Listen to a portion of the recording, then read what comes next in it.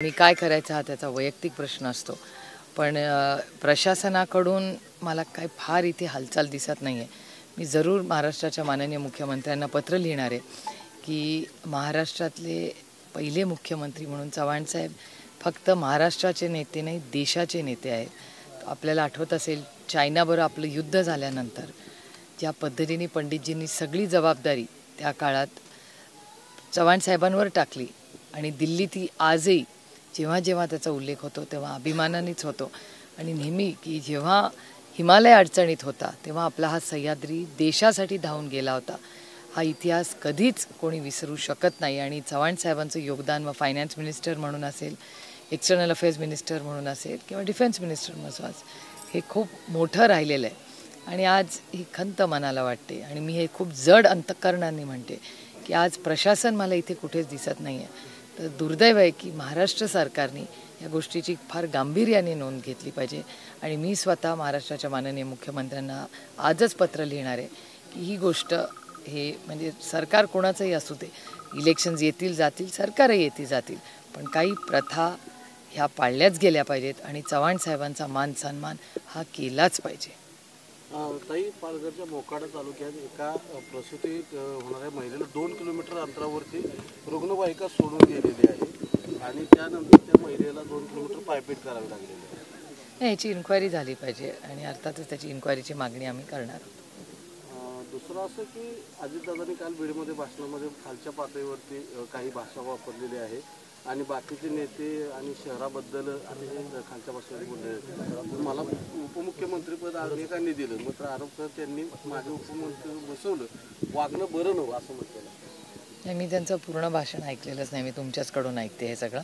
मी त्यांचं पूर्ण भाषण ऐकून तुमची टीम मुंबईला मला भेटेल, त्यांना मी सविस्तर उत्तर देईन, कारण का मी ऐकलेलं नाही आहे भाषण. पश्चिम महाराष्ट्रामध्ये राष्ट्रवादी शरद पवार आणि अजित पवारांचे गट एकत्र दिसतात संपूर्ण आणि चिन्ह सुद्धा एकत्र काही ठिकाणी शिवसेनेसोबत सुद्धा गेलेले आहे. कसं आहे, हे इलेक्शन लोकसभा विधानसभा ही मोठी इलेक्शन्स असतात, ती देशाची आणि राज्याची असतात.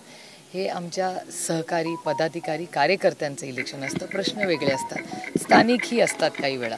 त्याच्यामुळे अनेक वेळा सगळ्यांचं मत असतं की आपण सगळ्यांनी एकत्र मिळून ते लढावी स्थानिक विकासासाठी. त्यामुळे अनेक ठिकाणी आपण आपल्याच चॅनलवर दाखवलं आदरणीय पवार साहेबांचं स्टेटमेंट की संपूर्ण राज्यामध्ये साहेबांनी सगळ्या स्थानिक नेत्यांना, सहकाऱ्यांना, पदाधिकाऱ्यांना त्यांनी एक पक्षाचा निर्णय सांगितला होता की स्थानिक जे काही मूलभूत प्रश्न असतील त्याच्यासाठी तुम्हाला जे योग्य वाटेल त्या आघाडी तुम्ही करू शकता. त्यामुळे संपूर्ण महाराष्ट्रात दोन्ही बाजूनी, आमच्या आणि समोरच्यांच्या सगळ्यांच्या बाजूनी, आणि पहिल्यांदा नाही झालं, अनेक वेळा आधीही झालेलं आहे. महायुतीच्यात चंद्रकांत दादा आणि अजितदादांच्या चाव्यांवरून एक वाद सुरू झालेला आहे. अजितदादा म्हणतात निधी माझ्याकडे आहे, चाव्या आहेत. तर काल चंद्रकांत दादा कोल्हापूरमध्ये म्हणले की त्यांचा चाव्यांचा मालक आमचा आहे. मी तुम्हाला खरं सांगू का, हे इलेक्शन आहे त्याच्यामुळे ह्या स्टेटमेंट जे येतात, पण माझी सगळ्याच नेत्यांना विनम्र विनंती करायची आहे, चावी ही कुणाकडेच नसते आणि पैसे कुणाचेच नाही आहेत. हे सगळं जे आहे ते मायबाप, महाराष्ट्राच्या मायबाप जनतेचं आहे. जनतेचे पैसे आहेत आणि चावी ही मायबाप जनतेच्या हातात असते. त्याच्यामुळे मला असं नाही वाटत की मला काही ह्याच्यावर अजून काही बोलायचे, कारण का एका सशक्त लोकशाहीमध्ये हे अधिकार भारतरत्न डॉक्टर बाबासाहेब आंबेडकरांनी मायबाप जनतेला दिलेले आहेत. पुणे बेंगलोर महामार्गाचं काम टीका केली आहे. आघाडीला उमेदवार साताऱ्यात नगराध्यक्ष पदाला मिळत नव्हता, त्यांना भाजपचा उमेदवार घ्यावा लागला, आयात करावा लागला, अशी देखील त्यांनी टीका केली. ठीक आहे, लोकशाहीमध्ये प्रत्येकाला अधिकार आहेत सगळ्याचे. ते आधी कुठल्या पक्षात होते हो? मला जरा विसर पडलाय त्याचा. असं आहे की भाजप सुद्धा अनेक लोकांचे पक्ष फोडून घेत आहेत ना. तेवढे जर अशा प्रकारचे लोकप्रिय असते त्यांनी केले. आणि लोकशाहीमध्ये आता दोन्ही राजांच्या बद्दलच्या बाबतीतली भूमिका मी आज स्पष्ट करत नाही, पण एक महिला आम्ही सक्षमतेने उभी केली आहे, जी कर्तृत्वाने कुठल्याही पक्षात असली ती मोठी होती आणि तिला संधी दिलेली आहे, जनता ठरवेल. काही पदवीमध्ये काल वाल्मिक कराडकरांची आठवण धनंजय मुंडेंना झाली, संतोष देशमुख हत्याकांडातील आरोपीची आठवण होते. काय सांग? त्यांच्या स्टेटमेंटचा मी जाहीर निषेध करते. कुणाच्या तरी वडिलांची आणि महाराष्ट्राच्या लेकाची हत्या ज्यांनी केली, आणि नुसती हत्याने क्रूर हत्या केली आहे, अशा लोकांना फाशीची शिक्षा द्यायला पाहिजे. आणि अशा लोकांबद्दल जर महाराष्ट्रातला कुठलाही नेता त्यांना जर आठवण येत असेल तर त्याचा जाहीर निषेधच केला पाहिजे. आणि मला असं वाटतं हे दुर्दैव आहे की अशा प्रवृत्तीला जर कुठल्याही पक्षातून अशा काही त्यांना त्यांच्या आठवणी किंवा त्यांना मदत करण्याची भूमिका केली असेल तर त्या पक्षाच्या नेत्यांना माझी विनम्र विनंती आहे की अशा लोकांना पक्षातून काढून टाकलं पाहिजे. कारण का हे महाराष्ट्राच्या ऐक्यासाठी हे अतिशय घातक आहे आणि एका क्रूर हत्येमागच्या लोकांची ह्यांना जर आठवण असेल तर त्यांची विचारधारा काय आहे ह्याच्यावरच प्रश्नचिन्ह आहे. पुणे बेंगलोर आता महाराष्ट्र चालतोय, मात्र राष्ट्रवादी देखील यशवंत विचारवतात शरद पवारांची. मात्र या ठिकाणी मोठ्या प्रमाणावर खिंडार पडताना आपल्याला राष्ट्रवादीला पाहायला मिळते. साताऱ्याचे असेल त्याचबरोबर तुमचे जिल्हाध्यक्ष असेल त्यांनी पण आता अजितदादांच्या गटात गेलं, त्यामुळं पक्ष वाढायचं सोडून पक्ष कमी होतो असं वाटतंय का तुम्हाला? अशा अनेक ठिकाणी होतात. आता पुणे जिल्ह्यामध्ये अजित पवारांच्या पक्षाचे अध्यक्षच तिथे पण बाहेर पडले. तुम्हाला माहिती असेल आमचे प्रदीपदादा गारेटकर, आम्ही एकत्र अनेक वर्ष काम केलं आहे.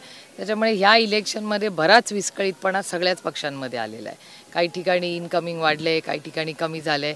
आणि साम दाम दंडभेद हे माझी लाईन नाही, माननीय मुख्यमंत्र्यांची लाईन आहे. आमचं म्हणणं आहे की इलेक्शन हे भारतरत्न डॉक्टर बाबासाहेब आंबेडकरांच्याच संविधानाने चाललं पाहिजे. साम दाम दंडभेद ही आमची विचारधाराही नाही आणि आमच्या ध्यानीमनीही नाही. त्यामुळे दुर्दैव आहे की हे महाराष्ट्राचं राजकारण ज्या पद्धतीने किंवा कुठल्या दिशेने चाललेलं आहे. आणि एक महत्त्वाची गोष्ट की सत्तेचं विकेंद्रीकरण ज्या वास्तूमध्ये आज आपण आहोत कराडमध्ये, त्या कैलासवासी यशवंतराव चव्हाणांनी चं स्वप्न होतं की सत्ता केंद्रित होता कामा नये, त्याचं विकेंद्रीकरण झालं पाहिजे. आणि आज दुर्दैवाने ती सत्ता एकाच ठिकाणी आपल्याला एकत्र होताना दिसते. हे कुठल्याही सशक्त लोकशाहीसाठी हानिकारक आहे. पुणे बेंगलोर राष्ट्रीय महामार्गाचं काम रखडलंय, त्याला मुदतवाढ दिली होती. सार्वजनिक बांधकाम मंत्र्यांनी विधानसभेत आश्वासन दिलं होतं की ऑक्टोबर अखेर कराडचा ब्रिज पूर्ण होईल आणि मार्च अखेर महामार्गाचं संपूर्ण काम पूर्ण होईल. पण कराडचा ब्रिजचा अजून अप्रोच रस्ताही पूर्ण नाही आणि मुदतवाढ अजून परत देण्याची शक्यता आहे. दमदार काम करणारं हे सरकार आहे ना, त्यांना विचाराय प्रश्नाचं उत्तर. सर्वसामान्यांना त्रास होतोय, रुग्णवाहिका व्हायच ना. पण मग सत्तेमध्ये आहे ना डबल इंजिनचा का ट्रिपल इंजिन सरकार म्हणतात ना, मग ट्रिपल इंजिनचं सरकार करतंय काय? त्यांनी त्याची नैतिकतेने जबाबदारी घेतली पाहिजे. कर्जमाफी संदर्भात अनेकदा घोषणा केल्या, आता जूनची डेडलाईन दिली आहे, तुमच्या मते काय होईल का? हां, सरसकट कर्जमाफी करू हे माननीय मुख्यमंत्री इलेक्शनच्या आधी म्हणले होते. तुम्ही सगळ्यांनी बघितलं की महाराष्ट्रामध्ये खरं तर आपण ज्या भागातच आहोत, मकरंद आबा पाटील ह्या भागातलेच मंत्री आहेत, त्यांचं स्टेटमेंट आहे असेंब्लीमध्ये की दर 3 तासाला एक शेतकऱ्याची आत्महत्या होते. माझं स्टेटमेंट नाही, महाराष्ट्र सरकारचं स्टेटमेंट आहे, मकरंद आबांनी स्वतः केलेलं स्टेटमेंट आहे. अशी परिस्थिती असताना योग्य वेळी आम्ही कर्जमाफी करू हे स्टेटमेंट आहे. कधी आहे ती योग्य वेळ? माझं तर त्यांची टॅगलाईन आहे यही समय है सही समय, त्यांचीच टॅगलाईन आहे ना. मग कधी आहे तो यही समय आणि सही समय? इथे सर्वसामान्य मग ते काम करणारे ह्याच भागातले जलजीवन मिशनमध्ये पेमेंट्स न झालेल्यांची आत्महत्या झाल्या आहेत, मराठवाड्यात शिक्षकांच्या आत्महत्या झालेल्या आहेत आणि शेतकऱ्यांच्या आत्महत्या होतातच आहे राज्यात. त्याच्यामुळे दुर्दैवी आहे की शेतकऱ्यांचं कंबरडं मोडण्याचं पाप जर कुठल्या सरकारने केलं असेल तर हे मी जड अंतकरणाने म्हणते ह्या सरकारने हे पाप केले.